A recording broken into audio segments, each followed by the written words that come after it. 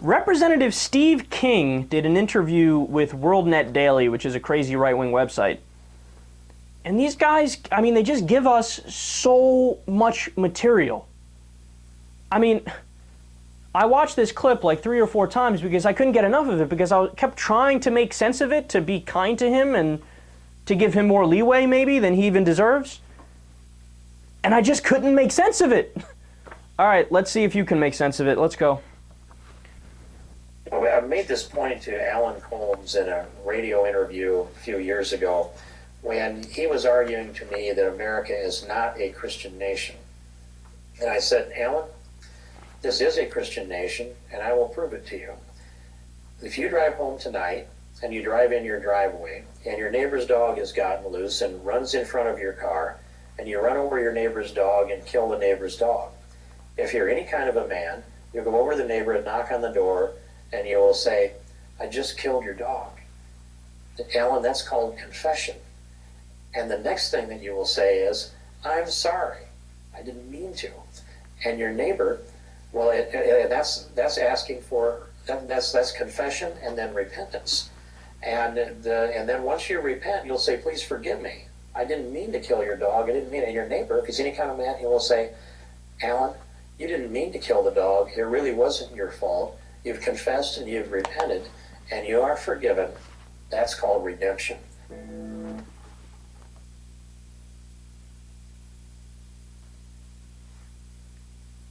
What? What are you saying? How does that make sense to him in his head as he's like explaining it? It's like you're not connecting any dots. There's no logical conclusion at the end of it. It's like you have verbal diarrhea on camera. I mean, that's just embarrassing. But he thinks he nailed it. He thinks that point is like, checkmate. Game, set, match. Back off. I'm on fire today. All right, where to begin? So, America is a Christian nation because if you kill your neighbor's dog, you'll go say, I'm sorry. You'll knock on his door, say, I'm sorry. Well, wait a second. So so there's nobody in America that wouldn't knock on their neighbor's door and say, I'm sorry? Okay, there's a lot of people that if they kill the dog would cover it up and not say, I'm sorry. And there's people that if they kill the dog, they'll go inside and make a phone call instead of knocking on the neighbor's door and saying, I'm sorry. All right, but that's a minor point. That's neither here nor there. But is he denying that there's some people that wouldn't try to cover it up and wouldn't tell their neighbor? No, I think there's plenty of people that would cover it up. And what's he basing that on? Like, was there a study done at University of Texas in 2007? We found that 100% of Americans would tell their neighbor that they killed their dog. It's right here. But he's not basing it off anything. It's completely anecdotal. It's completely hypothetical. He just made it up. And then, so then you apologize, of course, and then the neighbor says, well, I accept your apology. I forgive you. Okay, have you ever known somebody who had a dog? My guess is that's not their first reaction. My guess is their reaction is something along the lines of,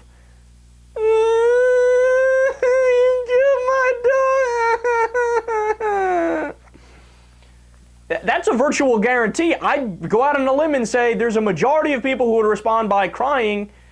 And what? There's nobody that would take a swing at you? There's nobody that would say, I don't forgive you, get the fuck off my porch? There's plenty of people who would respond like that. Maybe a majority of people would respond like that.